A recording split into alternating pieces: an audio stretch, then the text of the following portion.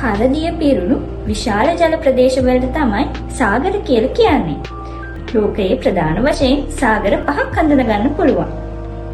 ඒ තමයි Pacific සාගරය, Atlantic සාගරය, Indian සාගරය, දක්ෂිණ සාගරය, ඒ කියන්නේ ඇන්ටාර්ක්ටික් සාගරය සහ ආර්ක්ටික් සාගරය.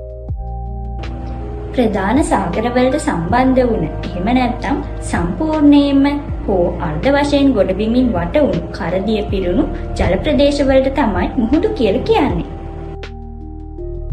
සම්පූර්ණයෙන්ම ගොඩබිමින් වට වූ මුහුදු. කැස්පියන් මුහුද, එරල් මුහුද, අර්ධ වශයෙන් ගොඩබිමින් වට වූ මුහුදු, මධ්‍යධරණී මුහුද, කළු මුහුද, බෝල්ටික් මුහුද, රතු මුහුද, කහ මුහුද, ජපන් මුහුද.